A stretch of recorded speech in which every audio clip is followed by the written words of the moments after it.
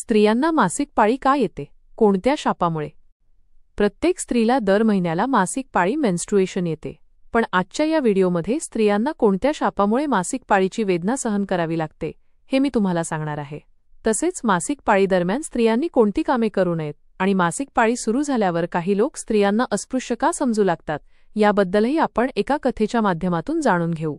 चला तर मग स्त्रियांना कोणत्या शापामुळे मासिक पाळी येते ते समजून घेऊया. कथा.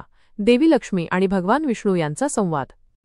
एकदा माता लक्ष्मी यांनी भगवान विष्णूंना विचारले, हे प्रभू, माझ्या मनात एका प्रश्नाबद्दल शंका आहे आणि या संपूर्ण जगात तुम्हीच माझ्या या शंकेचे समाधान करू शकता.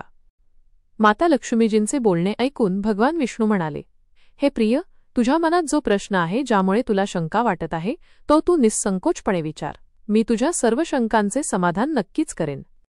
तेव्हा माता लक्ष्मी म्हणाल्या, हे नाथ, तो कोणता शाप आहे ज्यामुळे स्त्रियांना मासिक पाळीची वेदना सहन करावी लागते?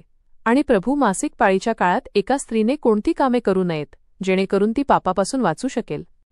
यावर भगवान विष्णू म्हणाले, हे लक्ष्मी, तू संपूर्ण मानवजातीच्या कल्याणासाठी अतिशय उत्तम प्रश्न विचारला आहेस. मी तुझ्या या सर्व प्रश्नांची उत्तरे तुला बलराम नावाच्या एका पुरुषाच्या जीवनात घडलेल्या घटनांच्या माध्यमातून देईन. ही कथा इतकी पवित्र आहे की फक्त ऐकल्यानेही मनुष्यांच्या पापांचा नाश होतो.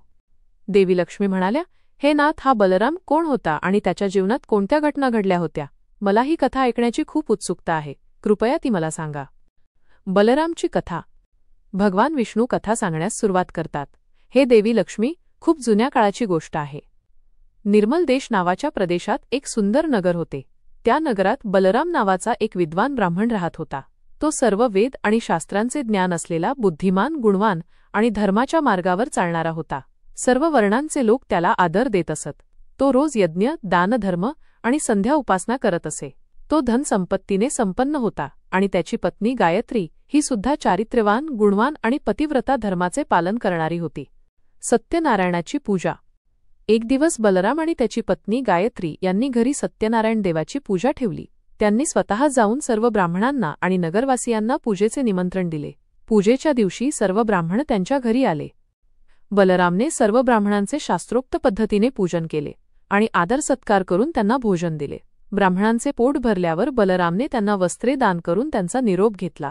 त्यानंतर बलरामने आपल्या कुटुंबातील मित्र, भाऊबंद आणि इतर भुकेलेल्या लोकांनाही भोजन दिले आणि पूजा संपन्न केली. मातापित्यांचे पशुरूप. पूजा संपवून बलराम आपल्या घराच्या दाराजवळ आला तेव्हा त्याला दिसले की त्याच्या घरासमोर एक कुत्रा आणि एक डुक्कर आपापसात बोलत आहेत. त्यांची चर्चा ऐकून बलरामला मोठे आश्चर्य वाटले, कारण ते दोघे दुसरे तिसरे कोणी नसून त्याच्या मागील जन्मातील पापकर्मामुळे पशुयोनीत जन्म घेतलेले त्याचेच मातापिता होते. बलरामने विचार केला, हे दोघे तर माझे मातापिता आहेत. कोणत्या पापांमुळे देवाने त्यांना पशु बनवले आहे? मी आता यांच्या उद्धारासाठी काय करू? याच विचारात त्याला रात्रभर झोप लागली नाही. त्याला आठवले की त्याच्या मातापित्याच्या आत्म्याच्या मुक्तीचा उपाय केवळ वसिष्ठ मुनीच सांगू शकतात. वसिष्ठ मुनींचे मार्गदर्शन. सकाळ होताच बलराम वसिष्ठ मुनींच्या आश्रमात पोहोचला. मुनींनी त्याचे स्वागत केले आणि त्याला दुःखी पाहून कारण विचारले. बलरामने मुनींना आदरपूर्वक प्रणाम करून सांगितले, हे मुनिवर, मी काल घरी सत्यनारायणाची पूजा केली आणि अनेकांना भोजन दिले. पण जेव्हा मी पाहुण्यांना दारापर्यंत सोडायला आलो तेव्हा मी पाहिले की एक कुत्रा आणि एक डुक्करणी माझ्या घरासमोर बोलत होते. कुत्रा डुक्करणीला म्हणाला, आज एक विचित्र घटना घडली. आपल्या मुलाच्या घरी ब्राह्मणांसाठी ठेवलेल्या दुधाच्या भांड्यात सापाने विष ओकले होते. त्या दुधापासून भोजन बनवले असते तर सर्वांचा मृत्यू झाला असता. म्हणून मी ते सारे दूध पिऊन टाकले. पण माझ्या सुनेने मला पाहिले आणि तिने मला काठीने खूप मारले. त्यामुळे माझ्या शरीराला खूप वेदना होत आहेत. कुत्र्याचे बोलणे ऐकून ती डुक्करणी सुवर्णी देखील दुःखी झाली आणि म्हणाली, हे प्रियतम, मी आता तुला माझ्या दुःखाचे कारण सांगते. मागील जन्मी मी या ब्राह्मणाची माता होते. या जन्मी माझ्या मुलाने सर्वांना भोजन दिले, पण मला मात्र गवतही दिले नाही आणि पाणीही पाजले नाही. बलरामने मुनींना सांगितले, हे मुनिवर, माझ्या मातापित्याला या रूपात पाहून मला खूप दुःख झाले. मी नेहमी धर्मकर्म केले, पण तरीही त्यांना हे कष्ट का भोगावे लागत आहेत? त्यांच्या मुक्तीसाठी मला कोणता उपाय करायचा आहे? कृपया तुमच्या दिव्यशक्तीने जाणून घेऊन मला सांगा. पशुयोनीचे कारण आणि मासिक पाळीचे नियम. वसिष्ठ मुनींनी ध्यान लावून सर्व काही पाहिले आणि बलरामला सांगितले, हे ब्राह्मणा, तुझ्या मातापित्याने मागील जन्मी घोर पाप केले आहे, त्यामुळे त्यांची ही दुर्दशा झाली आहे. मुनींनी सांगितले, हा कुत्रा जो तुझे वडील आहे तो मागील जन्मी एकादशीचे व्रत ठेवून त्याचे पालन करू शकला नाही आणि त्याने भोजन केले. त्याने दानधर्मही केले नाही, दारोदारी आलेल्या कुत्र्याला कधी भोजन दिले नाही आणि पितरांचे श्राद्धही योग्य प्रकारे केले नाही. सर्वात मोठे पाप म्हणजे त्याने मागील जन्मी मासिक पाळीच्या रजस्वला काळात तुझ्या आईसोबत संबंध ठेवले होते. याच पापांमुळे त्याला या जन्मी कुत्र्याचा जन्म मिळाला आहे. आणि आता तुझ्या आईबद्दल ऐक. तुझ्या आईने मासिक पाळी सुरू असतानाही भोजन बनवले, देवाची पूजा उपासना केली, तुळशीला पाणी अर्पण केले आणि देवाला नैवेद्य दाखवला. त्यामुळे तिला महापाप लागले आहे. मुनी पुढे म्हणाले, मासिक पाळीच्या काळात रजस्वला स्त्री 3 ते 5 दिवसांसाठी अपवित्र अशुद्ध होते. या काळात स्त्रीने पूजापाठ करू नये, कथा सत्संगमध्ये जाऊ नये आणि केसही धुवू नयेत, कारण यामुळे तिच्या पतीचे आयुष्य कमी होते. या काळात झाडांना किंवा रोपट्यांना स्पर्श करू नये. मासिक पाळीदरम्यान स्त्रीसोबत संबंध ठेवू नयेत. जो पुरुष असे करतो त्याला ब्रह्महत्येचे पाप लागते.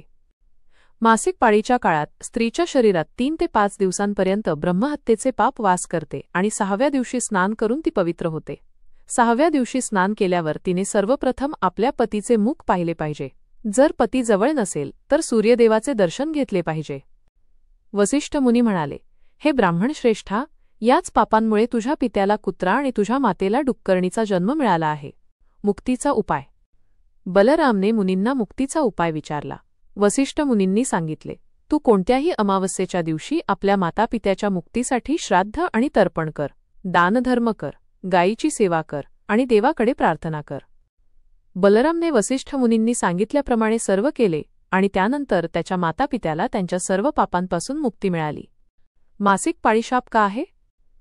ही कथा संपल्यावर भगवान विष्णू देवी लक्ष्मीला म्हणाले, हे देवी, आता मी तुला हे सांगतो की कोणत्या शापामुळे प्रत्येक स्त्रीला मासिक पाळीची कठोर वेदना सहन करावी लागते. भगवान विष्णू कथा सांगू लागले. प्राचीन काळात कालकेय नावाचा एक प्रसिद्ध दानव होता. त्याने वृत्रासूर नावाच्या दानवासोबत मिळून स्वर्गलोकावर आक्रमण केले. त्यांच्या शक्तिशाली शस्त्रांसमोर देव टिकू शकले नाहीत आणि ते ब्रह्मदेवांकडे गेले. ब्रह्मदेवांनी त्यांना सांगितले, तुम्ही लगेच महर्षी दधीची यांच्याकडे जा. ते तुम्हाला त्यांच्या शरीरातील हाडांपासून अस्त्रशस्त्र देतील, ज्यामुळे तुम्ही वृत्रासुराचा वध करू शकाल. सर्व देव महर्षी दधीचींच्या आश्रमात गेले आणि त्यांनी विनंती केली. महर्षी दधीचींनी जगाच्या कल्याणासाठी स्वतःच्या शरीरातील हाडांपासून अस्त्रे तयार केली. त्यातीलच एक अस्त्र म्हणजे वज्र, जे देवराज इंद्राने धारण केले. इंद्र आणि वृत्रासूर यांच्यात मोठे युद्ध झाले आणि इंद्राने आपल्या वज्राने वृत्रासुराचा वध केला. वृत्रासुराच्या शरीरात एक ब्रह्महत्या वास करत होती. वृत्रासूर मरताच ती ब्रह्महत्या त्याच्या शरीरातून बाहेर पडली आणि इंद्राचा पाठलाग करू लागली व त्याच्या शरीरात प्रवेश केला. त्यामुळे इंद्राला ब्रह्महत्येचे पाप लागले. इंद्र ब्रह्मदेवांकडे गेले आणि त्यांना या पापापासून मुक्त होण्याचा उपाय विचारला. ब्रह्मदेवांनी त्या ब्रह्महत्येला इंद्राच्या शरीरातून बाहेर काढले आणि तिला राहण्यासाठी योग्य स्थान देण्याचे ठरवले. ब्रह्मदेवाने ब्रह्महत्येचे 4 भाग केले आणि सांगितले, 1. तुझा 1/4 भाग अग्नीच्या आत राहील. जो मनुष्य अग्नीला आहुती हवन देणार नाही, तू त्याच्या शरीरात प्रवेश करशील. 2. तुझा दुसरा 1/4 भाग पाण्यामध्ये राहील. जो पाण्यात थुंकेल किंवा मलमूत्र त्याग करेल, तू त्याच्या शरीरात प्रवेश करशील. 3. तुझा तिसरा 1/4 भाग झाडे आणि वनस्पतींमध्ये राहील.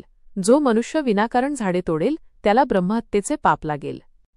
यानंतर ब्रह्मदेवाने अप्सरांना बोलावले आणि सांगितले, हे अप्सरा, या ब्रह्महत्येचा 1/4 भाग तुम्ही ग्रहण करा. अप्सरांनी विचारले, प्रभू, जर तुमची आज्ञा असेल तर आम्ही तो भाग स्वीकारू, पण आम्हाला यातून मुक्तीचा उपाय सांगा.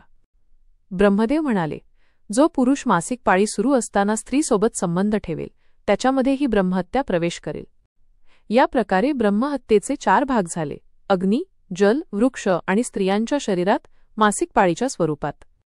त्या ब्रह्महत्येच्या भागामुळेच स्त्रियांना मासिक पाळी येते. जो पुरुष या काळात स्त्रीला स्पर्श करतो किंवा तिच्यासोबत संबंध ठेवतो त्याला ब्रह्महत्येचे पाप लागते. मासिक पाळीदरम्यान काय करू नये? भगवान विष्णूंनी देवी लक्ष्मीला सांगितले, मासिक पाळी सुरू असताना कोणत्याही स्त्रीने पूजापाठ करू नये. मासिक पाळी सुरू असताना स्त्रीने पतीसोबत संबंध ठेवू नयेत. देवी लक्ष्मीने वचन दिले, जो स्त्री मासिक पाळीदरम्यान पूजापाठ करेल किंवा पतीसोबत संबंध ठेवेल, मी तिच्या घरात प्रवेश करणार नाही. म्हणूनच मासिक पाळीदरम्यान स्त्रीला स्पर्श करणे पाप मानले गेले आहे आणि या काळात स्त्रियांनी धार्मिक कार्य करणे टाळावे.